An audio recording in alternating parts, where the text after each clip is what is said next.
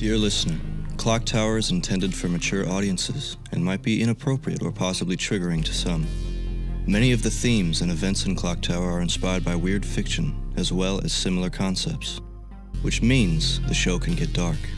If that isn't something you enjoy, please listen at your own discretion. We here at the ClockTower care about you, so please put your mental health first.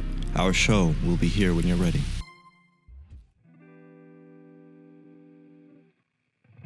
Welcome to Season 2 of ClockTower, a D&D 5e experience.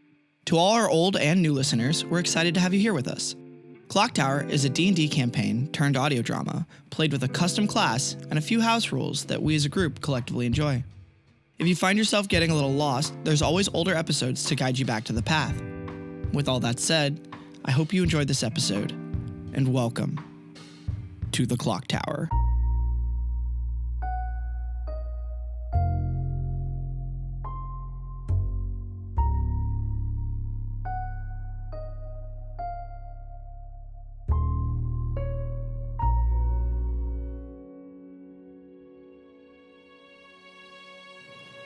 The slightest ticking can be heard overhead as mechanisms turn and rotate with only a small amount of tolerance between the two of them. Extremely complex structures barely missing each other as they turn above your head and all orchestrate to maintain the multi-layered illusion that is the sky. As Sam and your new Path of the East friend, as the two of you look up at all the complex mechanisms above you in awe as they go, yep, it's a thing of beauty. It really is. Yeah, it so much like our towers. It's just without that kind of impending sense of dread, like you can actually appreciate it for what it is. Yeah, I've been told art imitates life. And I don't know if that's applicable to this, but it feels right. Yeah. Yeah, I know, it's a lot to take in. But also, could you use this as a PA system? Like imagine casting message or sending. Oh yeah, it would be super loud because there's no way to, because it's meant for illusions. And it, what it does is it like multiplies the strength of the spell by like a lot, and then it channels it by making it really wide. And so it projects it like a projector across the, do you know what a projector is? Yeah. Yeah. Man, that was wild when I found a projector for the first time. Anyway, it projects it all across the sky, and they stopped him before we could see what would happen, but somebody tried to cast Fireball into it one time. I keep hearing about that. Y'all get like offensive spells? No, I don't. But somebody else tried. I thought about it though. It's just one of those things where every time I get to a point where I'm like, I could learn something that hurts somebody. Just something deep in me tells me, don't. Yeah. So, did Summer talk to you? Right? You said that when you came in. Summer talked to you. Yeah. Yeah. So the thing is that it's really he like has this thing about. It's like kind of rude. The way that he talks. Thank you for validating me. Right, wait, no, you should let me finish. It's kind of rude, but like part of me thinks that he's right. Because I think if I started using spells that could like hurt people, I don't know when I would stop doing things. Like there's no, right now, I have my this, and they pull out a little ring. He goes, if I focus really hard, I could blow a hole through like a whole rat. Probably. Or like a person. And like even that gives me some pause, and I don't want to do it because every time, look, I stepped on a bug once and I cried. But like, yeah. I feel like that if it was like a really big magic spell and it removed me having to do it. It's like you're putting on a mask, right? It's distant. It's one of those things where it's like, you're not doing it, you're just pulling the lever. And I don't know about you, but I already have a problem with like collecting stuff. Not like things, but like little bits. Yeah. Little bobs. And is it really annoying to you as well that you can't put your hands in your pockets in this place? I sewed mine close. That's commitment. I don't want to go back there ever again to the place. Oh. So I'm gonna live here. The thing is, say like, I don't know if you're staying, but this place isn't perfect. It's like a lot of chore. Like, I like my job, and I get paid to do my job, but like, if we didn't do all the things we did around here, I think people would go insane. There wouldn't be like anything. Right. I mean, like, realistically, we don't have any purpose here. That's okay. This place feels really stagnant. Like, if we're meant to be constantly moving, right? It kind of seems like that by staying in place, we have to make ourselves do something or we will go insane. Well, I mean, I went back and I did a mission one time, and then I came back down here. That's scratched the itch? Yeah, I mean, kinda. I got a little bored, but like, the thing is, at least for me, is that a lot of people here in town, they had enough of moving. And the tower, you know what, they shudder. Hasn't been very good to everyone. And I don't know if what we do is good or worth it or what have you. And if I'm completely honest, I don't know if it's for me to decide. I don't know if I can like really see it, you know? I go to Worlds and I do things and I don't know if I'm doing good or if I'm doing bad. All I do know is that I don't know why. And I feel like if we could just know the why, things would be a lot easier. I definitely can see where you're coming from. Actually, I think it's the first time I've ever had a real conversation with someone like me. Like you. It's definitely one of those kind of places where you get in the habit of moving so much that, sure, you're doing the job, doing places. You assume you're doing the right thing, but when we leave, that world could be gone in the next day. Maybe never gone. Maybe the thing that we do, just removing that thing from the equation, permanently makes the place just a little worse or a little better.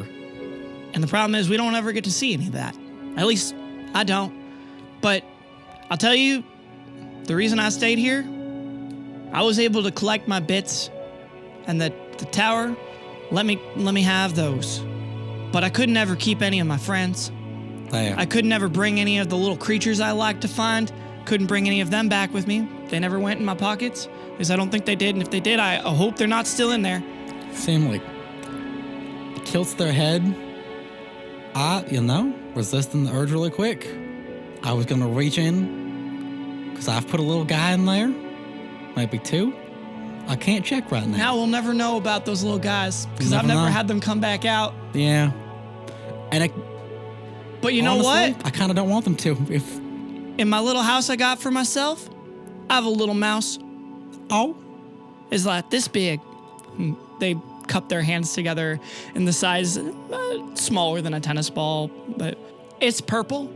Nice. I found it on a world where everything was purple. And then I brought it back with me with Lucy. Now other people can't have little mice that are purple, though, because Lucy's gone, and I don't think she's ever coming back.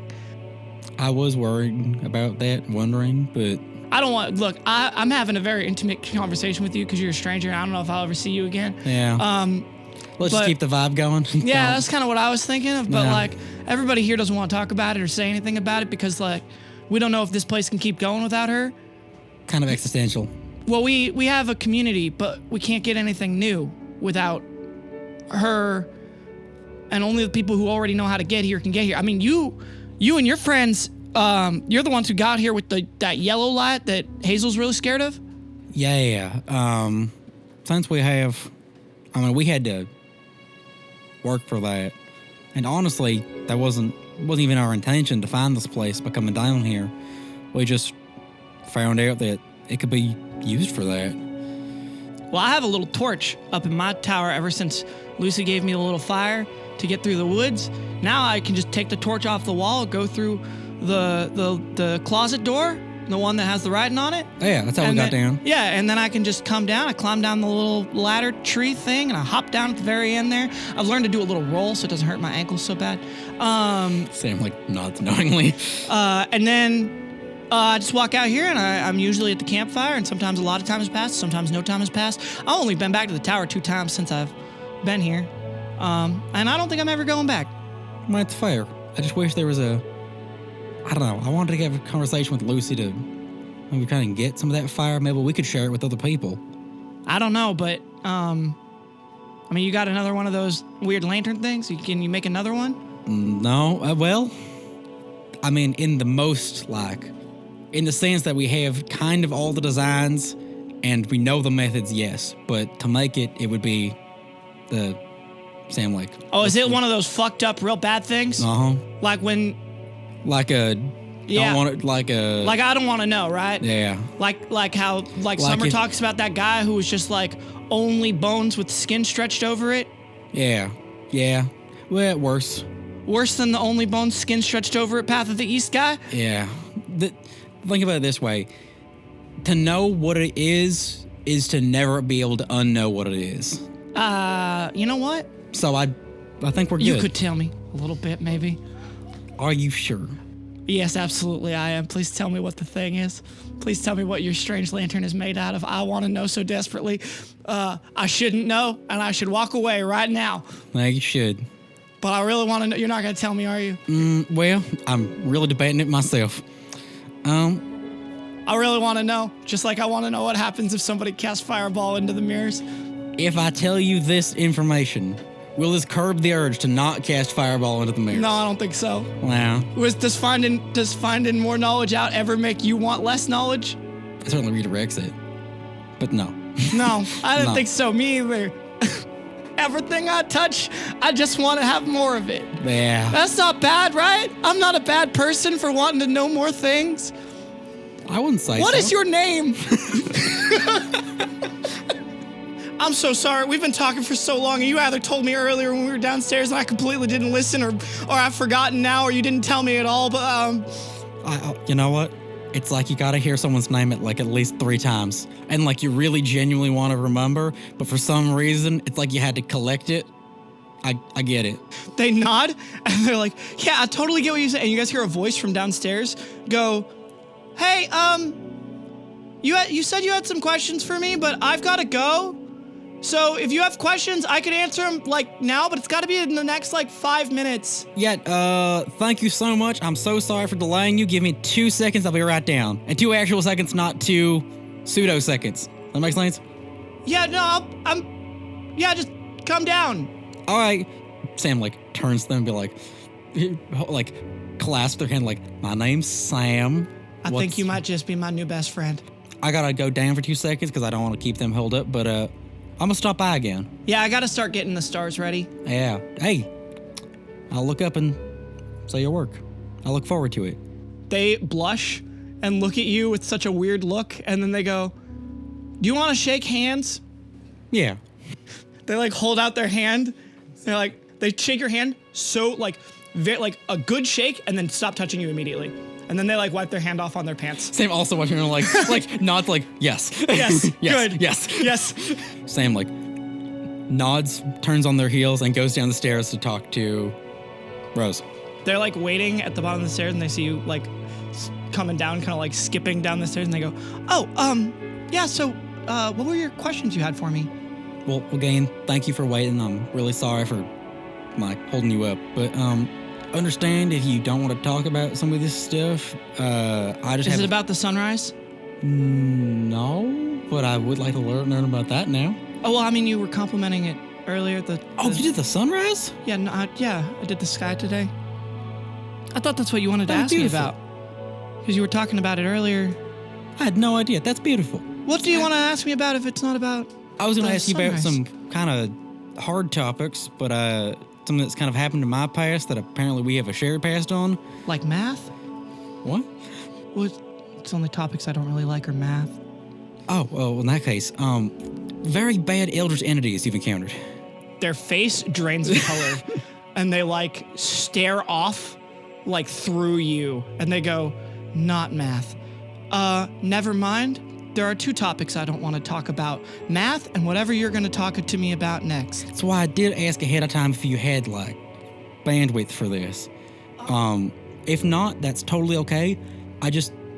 The reason why I am asking is not the usual I gotta know kind of thing. It's just my friend is no longer with me, and Sam tries to articulate their point with their They fingers. shiver and they go, Your friend was in the Harvest Wars too?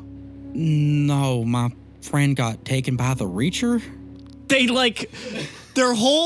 recoil like they're gonna throw up, and they shudder and they go, oh no, that's bad too. Look, I haven't had a very good run of things. My first mission I ever went on was the Harvest Wars. I see. And then I joined my team, and I met Hazel on the team, and she's my everything. But then we had to deal with this thing called Ulm. Did you guys have a lantern somehow? Yeah, Ulm it should be, hopefully. No more missions about Ulm. And then our friend Twig got killed by the Reacher. So, okay, we dealt with Ulm, right? We've had a slightly better run. We've dealt with a lot of these type of things in the past. It's just we had kind of the group of agents that were sent to clean up Ulm. We did the final fight with it. They put 2 fingers to their neck like they're checking their own pulse. They're visibly sweating. Right, but right after that, we also encountered the Reacher. I know it's a bad experience for you. If you want to take like 2 seconds to look around, see what you can see, smell, touch, ground yourself again. And if you can't talk about it, that's okay. I just want to know anything about it. I'm just trying to be able to stop it, so no one else has to go through what we did. She takes a couple deep breaths and goes, it's okay. I'm fine. See, the thing is, we went on the mission, and then that thing reached into Twig's skin. And there was this really sick blue light that was blue, and that was blue on the sky, and all of it was made feel real gross. And she falls over. Oh, Sam, can I make a dex check to catch them? Yeah. 6. She falls on you, and you take 4 damage. Oh, I got. You're now underneath her, and you hear like a thump. She's very clammy and wet, and miss. And her unfortunately, her collarbone region where her shirt dips is just right on your face. Miss. I understand you're having a very bad episode currently, but I could have you just try and focus on your breathing. Elsewhere, in the city of Hayven, Jaeger, Barrett, and Trinket are all standing in the street near the library as, in the distance, Sam runs off to go to the time building, and the 3 of them look at each other and realize that dusk is kind of a long way away right now, and you're all supposed to meet up at the campfire at night. Okay, so let me just say one thing before I go wander off to go stare at this river to figure out what the fuck I need to do to get across this river. This place feels weird, and I don't know exactly why. So don't go to sleep, because I think if you sleep here, you get stuck here. And I don't know why. I'm just saying. My instincts tell me that we need to make sure we don't fall asleep here, but I don't know. That is a very interesting take. Might want to save that for your fan fictions, though. Still a valid point, though. I'm not sleeping anytime soon. I'm just saying into it's a pocket and pulls out a little good notebook. material. Starts writing. I give him that little side eye, yeah. Well, we're not staying long. Looks at sun, unquote. We do have a little time to kill, though. But you need to go figure out that river thing, huh? I'm not gonna go touch the river. I'm going to go see if shit can float over the river. And maybe give the library a bit of a break. And don't go in the water. I just said that. I know. I still need to say it. For me. Don't go in the water. I'm not going to touch the water. Apparently, if I touch the water, I go blind, and I kind of need my eyes to shoot, so... Great. It's kind of a 1-to-1, don't do it situation. Don't go over the water either. I can't... I'm not Sam, I can't fly. We're in a weird place, man. You should have seen the... Never mind, I'm not going to tell you. go figure out what you need to find out. We'll meet up, reconvene, tell me what you found out, tell me what you saw, and we'll all put our heads together and we'll come up with a plan. And then we'll move on with that plan and we'll stop fucking around. Side question. What was the lily from here's name again? I forgot. Lucy. Lucy, right, yes. I feel like the last time we touched the clock face and asked for to find someone, we ran into Cassell, which you weren't here for. But I feel like if we run up to the clock face and like ask to see Lucy, maybe we might run into Lucy. Well, Last time it worked. Who knows? I don't know if the tower and Lucy are on exactly equal terms. The tower doesn't care what we want. It'll just send us where we want to go in general. Unless you build a town and it's in between spots, then the tower might have a different opinion. Yeah, but Lucy's not here, so she's out there somewhere. So if we get lucky, we can get sent on her mission. Could be even the tower's fault she's not here. Who knows? Ooh, that's bad. Well, no, she has a fire. As long as she can get back to her tower, she can get back here. I don't fucking know shit about Lucy, and I don't really even want to ask questions because everyone looks at me weird. I mean, if we ask questions, then we can figure out what's going on. And then if we figure out what's going on, we can get some of that fire that we're talking about. And the fire can give us the ability to go down the ladder if Trinket decides to not have the lantern anymore. I don't know why you would, but... We can share fire. We cannot share lantern. Yeah, that's why exactly. I'm interested. Yes. You guys roll a perception check with advantage, please. 15 total? 19. 23?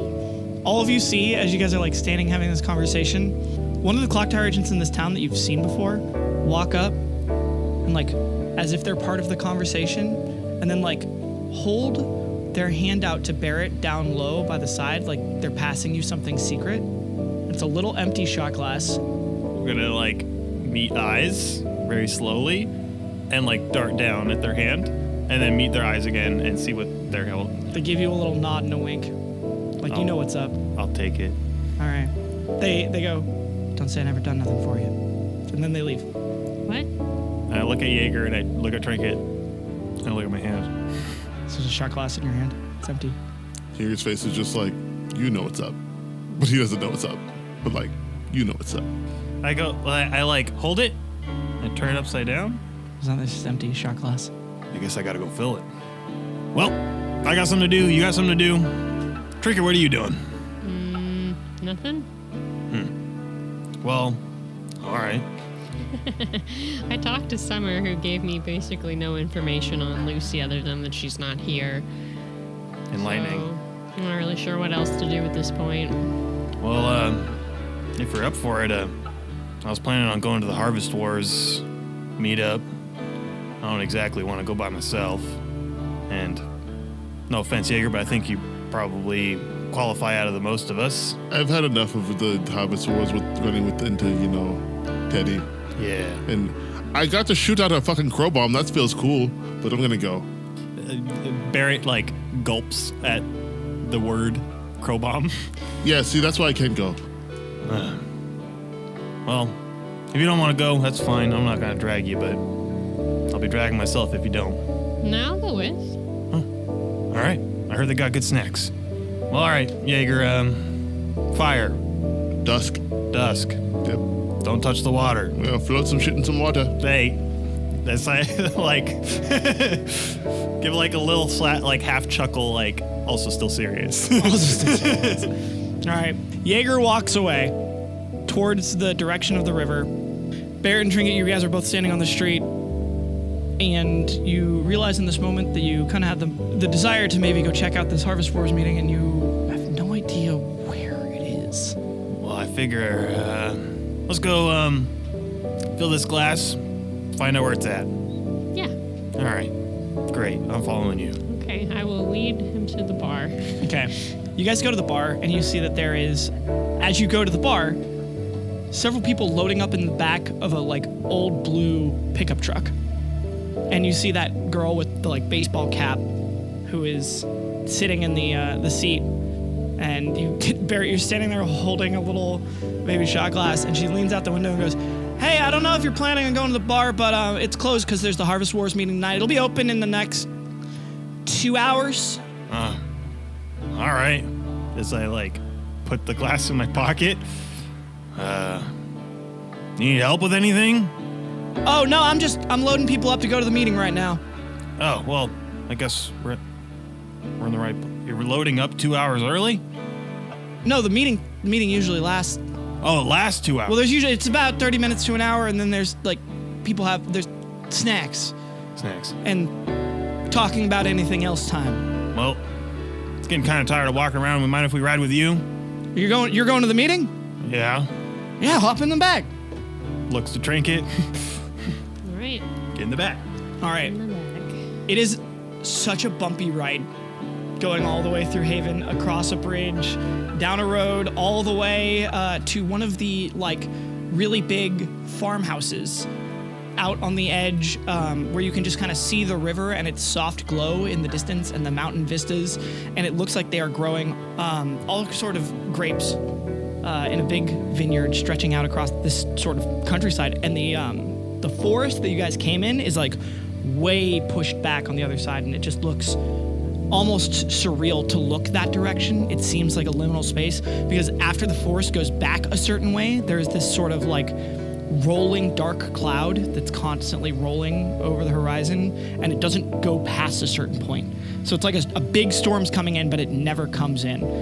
And as you're sitting in the back of the truck and you're bouncing around, you're like looking out at that vista, you see these like little tiny lines of like ghostly white light that just like shoot up through the clouds like shooting stars going up. And they reach a certain like point and they all just straight up. But it's like you have to be like really looking to see them at all. I don't think that's part of the projection, is it? You see that, right? As he like kind of gives a half-ass point. This girl with blonde hair next to you goes, "No, that's where the tower is. I don't know if you've... It's like where we come from. It's the tower over there. What? Everybody's towers are in that fort." You like hit a rock and she like bumps into Barrett really hard. She goes, "I'm so sorry." That's all right. It's where the tower is. The tower. Well, everyone's tower. There's like a forest, and I think all of the trees are towers, or something like that. I don't know. That's where I came from. And then somebody else is in the back. And, yeah, that's also where I came from. The forest. Lucy brought me in that way. Oh, all right. Is that so? Those little lights then are those in the making or what? The whole back of the pickup truck of people all kind of like look at each other like, I don't know. Like nobody really knows what that is. No one's. I mean, you came from over there. I mean, didn't you come from over there? The blonde girl next to you says. Yeah, I guess. Yeah, that's where. I don't really know which way's which anymore, but I think that's where we came from. Yeah, it's weird not being on a mission, I bet. You guys are new here, right? What gave it away? Yeah, well, since I've never seen you before. Probably, yeah. And like, I still go on missions all the time, but usually the people here don't change much, at least not recently. Not a lot of new faces then, huh? No, not. Because of Lucy. Yeah. Yeah, we kept on hearing things. Not much, though. Everybody in the car gets really quiet and there's like not much said. Yeah, that's about it. And then you guys reach the farmhouse and it is picturesque. A little worrying for you guys because it's like a really nice farmhouse out in the middle of a picturesque scene, and not too long ago you were in a really nice farmhouse in a really overgrown picturesque scene, and the farmhouses do look very different, but not different enough to make you feel really comfortable. But unlike the other one that had a big silo lighthouse tower thing that almost killed you, this one has like a really nice, what looks like it might have been a barn once, but it's got 2 double doors and it's got like handmade like leaf garlands up stringing around the place. And they've got like lanterns that are just being lit even though it's not close to being dark yet. It's all painted like this powder blue and white like the sky, and it catches the warm light of the afternoon really, really well. And as you're looking at it, you're like, wow, what a nice thing. And you see there are like tables set up with a bunch of snacks and a bunch of chairs set in like a big circle in there, and there's like carpet on the ground. It's like a wooden floor carpeted building. And everybody is getting out of the truck and heading there. There's already some people there. You see outside of that building, a lot of people are like rubbing the head of Bubbles the rhino as they pass in to the building. And as everybody else is, comfortable getting out of the truck and leaving, you guys are some of the last ones to go. And once it's the three of you, Barrett, Trinket, and the blonde girl who was talking to you, she leans over and goes, "They're all just scared, dude. Their whole way of life depends on this one girl who's an aspect of the owl who, I don't know if you've talked to the owl before, but they are rude." Shivers. Right, yeah, see that reaction. And the thing is, dude, if she's gone, is everybody here just screwed over? You guys have come at like a really tumultuous time of people here don't know if this like paradise that they found their way out of the gig is real. And she like hops out of the truck and goes, "But hey, we're here to talk about other heavy shit, right?" And she like holds her hand out to either one of you to like help you out of the truck. Yeah, I'll take it and step on out. She helps you down. I'm just gonna hop down on my own. Okay. She high fives her own hand. And she goes, "I'm Art, by the way. Barrett. Nice to meet you." Trinket. Same. Anyway, she like does finger guns towards the building and goes, transition. "Here." She gives you a nod. I guess we'll go inside.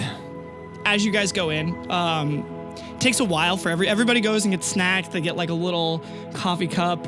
You see there is a bottle of what looks like really nice wine, but there's only shot glasses next to it. Like, this isn't the place to get real fucking turnt. So they're self-limiting. Like, here, have a little sippy of wine. And it's like a taster of the wine, not a like, here, have a full glass of wine kind of a deal. And you look at the shot glass, it's the exact same as the one you're holding or the one that you have in your pocket. So like I got like a plate, decently amount of snacks on it, and at the end of the line, I look at Trinket, pull out the shot glass. I guess we're in the right place. As I hold it out, and is there somebody serving the There's like wine? a really tall, willowy person with this sort of like dusty brown light hair who like smiles and pours you a little sippy, and then looks at Trinket and goes, "Would you like some?" I'm okay. And they give you a pleasant nod, and then you see it's like everybody is sitting down like one at a time. One person goes and sits down, another person goes and sits down. Everybody like eventually goes and makes their way to sit down. I'm gonna like kind of like putz around a little bit, and I'll probably be one of the last to sit. Mm-hmm. As like me and Trinket kind of just like lurch in the back a little bit and waiting for everyone else to get settled and kind of just gauging the room. You guys see that the stout, shorter ClockTower agent who is the owner of the Rhino, his name's Strom. Yeah. He goes over and he's like getting extra chairs, seeing there are like more people here than usual, and he offers a chair to both of you to make sure you have like room since you're some of the last people to sit down. That like all of the normal chairs are taken up, and then you see Art like scoots out of the way to make room for your chair in the circle. Like, "Here you go, buddy. Sit next to me." Thanks. As I put my chair down and I sit. Are you gonna sit, Trinket, or are you gonna stay standing? I will sit. If you brought me a chair, I'm not gonna be rude. Like, Okay. Those chairs, they brought them here. Yeah, they're Put them like down for you. They are actually wooden chairs. They're like the kind of wooden chairs that like fold up, and they are all a little different. And you're like, oh, they did actually make these chairs. You had to have. And that's kind of the vibe of like everything in here. It's all like handcrafted and really well done, and like somebody put a lot of work and effort into it. And you guys notice the one thing about this room, it's really warm. They have like a little like hearth fireplace that has been obviously an addition to the barn, and they like have a very nice fire going in there, and it is like heating up with all the people and the fireplace and the doors that they close. It's keeping this place really warm and nice. And there are still several people around the circle who look like they're cold. They're like keeping jackets on and stuff like that. And then Strom, after everybody's kind of seated, or at least there's like some people who are hanging out in the back of the room and they're not sitting, and Strom didn't offer them a chair. He gets up and he goes, "Well, we all know why we're here. It never gets easier to talk about, but we all know that talking about it makes it easier, and you can get some of it out of your head. So just a general ground rules for anyone who hasn't been here before. Nobody is allowed to belittle or talk negatively about anybody else's experience. We are here to support each other, listen, make sure that everybody can feel a little bit better after coming here. Everybody understand? And everybody is vehemently nods. Like, everybody around the circle totally gets it. And in addition, if you don't want to talk, no one's making you. You don't have to. You can sit here, you can listen to everyone's stories, and if you need to leave at any time, those doors aren't locked. You can get up and walk out, and no one will question you. You do not have to stay here. You don't have to talk. If you want to, you are here to stay the entire time. And if you need to walk out and come back, you're able to do that too. If you need to get up and get some more snacks and just distance yourself from the circle, you can do that too. This is a supportive zone. And lastly, several of us were never in the Harvest Wars. I wasn't. I don't know what it was like. But a lot of us have been through things that we wish we hadn't, and that we still relive all the time. If you need to tell a story that's hurting you, that's eating you up on the inside, you can do that here too. But give the people that were in the war room to talk. There'll be a time for it. I'll call it out. And anyone who's got anything else they'd like to talk about, I don't think there's anyone in this room who was in the war who wouldn't like to support you too. And you see, again, a murmur of agreement, people nodding their heads along with it. And lastly, just to cover all bases, if you were in the war and you have something else you need to talk about, you can do that. Now, does anybody want to talk first? And like, nobody's hand goes up at first, and then right next to you, you feel movement. And a girl's hand goes up and goes, "Hi, I'm Art. Been here. I'm here every week. Well, when I'm not on a mission, I'm here. I like to talk first. I like to get things over with. I don't like to wait. I don't like to just get it done. The Harvest Wars were my first mission ever. I went through the mirror for the first time. I didn't know what being a ClockTower agent was. I hardly knew who I was. And then I was in the middle of a snowy field being grabbed by someone I didn't know and told to get down. And I saw this person, and I know everybody has heard this story before, but I gotta say it again because I can't stop seeing it. I saw the dude right next to me who didn't get grabbed, and that sound happened.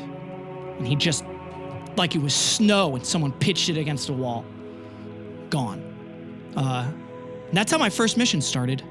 And I was in a war, and I don't know how long it was, because every second in that field, in those trenches, felt like an eternity. And I was lucky, I was very fucking lucky that I got grabbed by one of the cogs and got helped into a place that could train me, could get me up to speed, and help me survive the war. Okay, I did it. I said it. There's a lot of other things I could talk about. I'll let somebody else go. The ice is broken. And they cringe at their own joke. As Strom nods and goes, "Thank you, Art.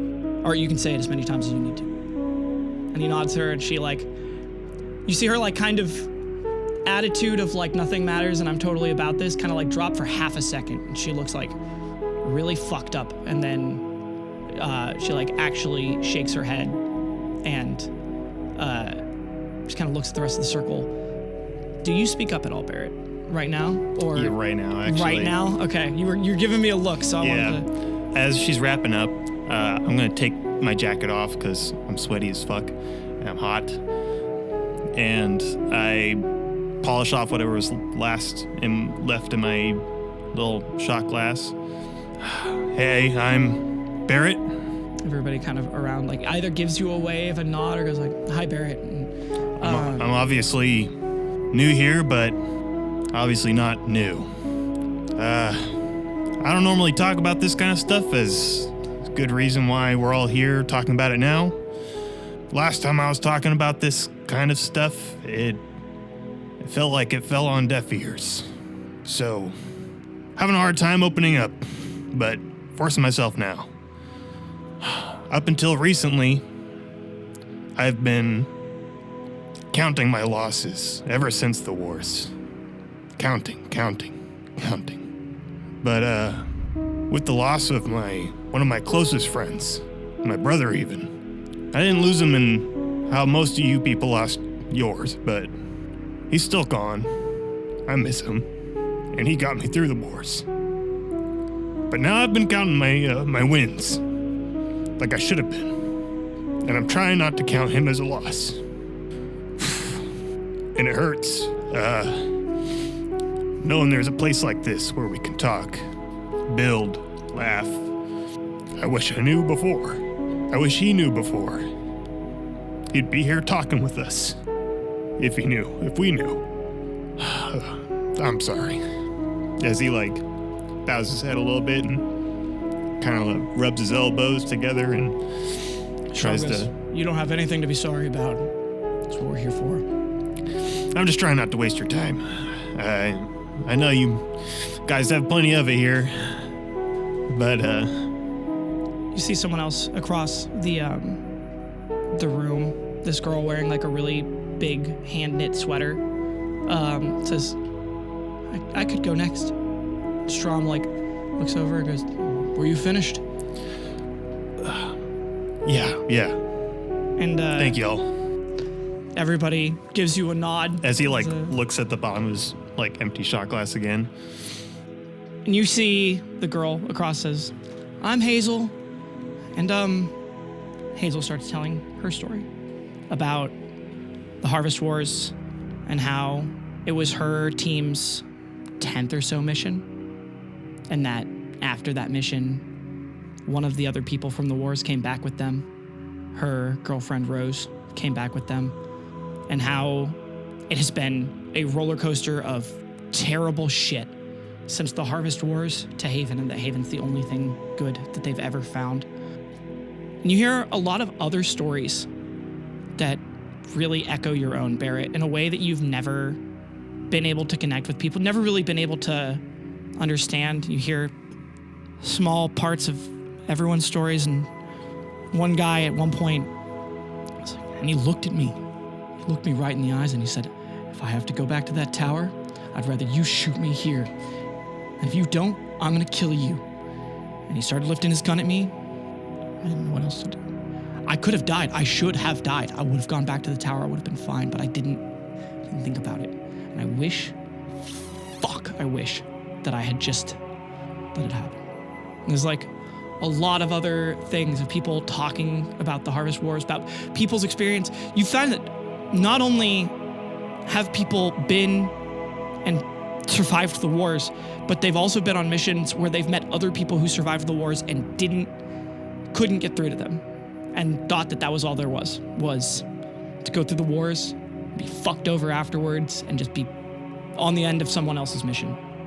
And when all of the talks that are either war or directly war related kind of ended, Strom looks around the room and everybody is a lot more somber than when they came in. And he says, does anybody else want to talk about anything that's happened to them that didn't happen in the wars? Strom looks specifically at Hazel to see if she wants to get into some more things that she didn't really cover. And you guys also see that there's an empty seat next to Hazel. I look at I give you a glance, and it's just for your eyes only, basically. I just look at you and I shake my head. Fuck no. And I just look forward like I never looked over anyways. Strom goes, well, there isn't anyone else. Now's the time where everybody can go get snacks. We'll have another drink and we'll talk about anything that's good going on right now. And everybody kind of, the chairs all shuffle out at once. Yeah, exactly. Just a lot of chairs squeaking. Everybody gets up at once. And there's also, the room kind of erupts into small other conversations. And almost immediately, Art goes over to you, Barrett, and goes I know you're trying not to count him as a loss, but I'm sorry about your buddy. That's all right. He's doing what he wants to do. He just not quite too sure he's sure of it. And I can't exactly check in on him. At least not right now. Right. You know, I was friends with a whole town of people for a really long time. Years. And I miss him. I miss him a lot. And I can only imagine having that be another agent, because I've only ever been by myself. Yeah, looking back, I don't know why, but the wars don't really seem to bother me more than what I had to deal with after. And I guess that just has to deal with bottling it up. So, didn't quite realize that's what I was up to. But, feels good to get it off my chest. Feels good to hear other people's stories, as bleak as they may be. But, yeah, thank you for holding this together. No, I don't do it. I just come here. Strom is the one who sets it all up and organizes everything. Well, you think Strom would just be here alone? No, it's a good point. Somebody, taps you on the shoulder, Barrett, and you see the, shorter girl with the fuzzy sweater, goes hey, thanks for telling your story. Really, I have a really hard time speaking at these things. And Rose wasn't here. I hope she's okay. As I gotta go. But thank you. Good luck finding your friend. Yeah, she never misses any of this. She talks more than I do, so I really don't know what... She probably got distracted making the sun set again. It's fine. It happens. Anyway, I know I said it, and I'm Hazel. Thank you. Yeah. Thank you. She nods. And Hazel's not the only one who does that to you. Half the fucking room comes up hey, thanks for... A quick question. Uh-huh. As a tin gear, do I recognize anybody? Roll. That's a natural 20. So here's the thing. You don't talk about it a lot. Neither does Grin. You guys don't like to look at it. The Tin Gears had some sort of secret offensive. Usually, you and Grin were the spearhead to every secret offensive that the Tin Gear General did. The last secret objective, you and Grin weren't part of. He didn't tell you anything. He didn't do anything. He put you effectively. He put Grin in the Path of the East supply room, which is a little dugout snow bunker where Path of the East just pulls garbage out of their pockets until they get something usable. And it's not every Path of the East can do that either. Grin couldn't. But he was there. And he made him go in the bunker and try to pull things out of his pockets. Just you and Grin in the bunker. In a quiet back of the room with 3 other Path of the East who were doing a lot of work, pulling shit out of their pockets. You guys went from the special forces to janitor duty, and you did nothing wrong. It just literally, boom. And then you had heard about the secret offensive from people talking about it on your way to the fucking supply room. And then the war was over. Whatever that tin secret objective was, it worked. You guys fucking won. And it took, you were in that fucking supply room for a while. But whatever that fucking mission was, it worked. And you guys weren't part of it. And you guys were what the fuck did we do that now we're suddenly, you guys were his best guys. Mm-hmm. Because you came from the worst part of the war, got found by the Tin Gears, got indoctrinated into that. So you don't like to talk about it. You have no idea what the fuck happened there. And in the very back of the room, one of the people who didn't sit down, as you're getting snacks, you actually recognize him. He's 6'6". He's got gray hair, and he's effectively still wearing his uniform from the Harvest Wars, what the clock tower made his garb be. He wears that, and you see the little scrap that is in the shape of a tin gear that's been hand sewn on the side of his jacket because the agents created those ranks. On the field. So there's scraps of what you assume is other people's clock tower weaponry and shit like that they used, repurposed for people who had died and fallen. So he's got his fucking tin gear on his shoulder and he's standing there and he has not looked at you once. And that doesn't mean that he didn't look at you, but anytime you're looking at him, he is not looking at you. And he's on the far other side of the room. Who's talking to me right now? Just because I've been getting... just kind of a crowd of people. It's kind of Art went and talked to you and then went and got snacks, and Hazel talked to you, and then that started a bunch of people who are all hey, thanks for coming for the first time, et cetera, and there's a lot of people who share the sentiment of it's really hard to truly open up in the circle, and you opening up as much as you did made other people feel like they could open up, and it seems like people are this room likes the fuck out of you right now. As a except for that one guy in the back. I'm gonna find Strom. Okay.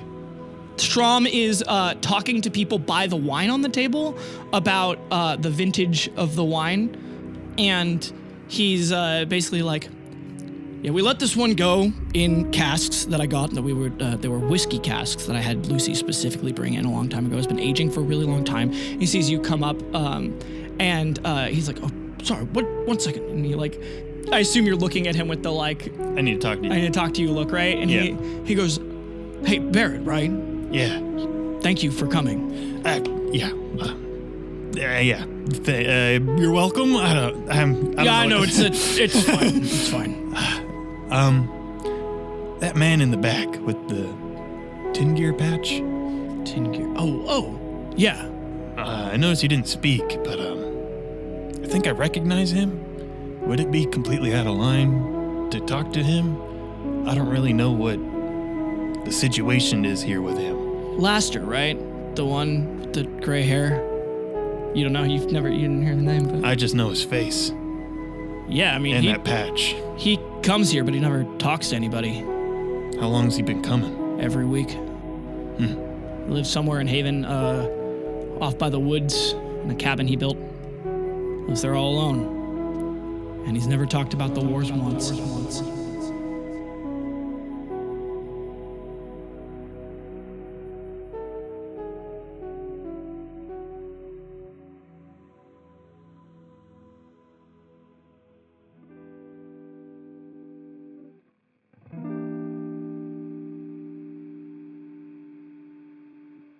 Hey, it's me, Ellie again. I know this will date the episode, but Southern California right now is on fire.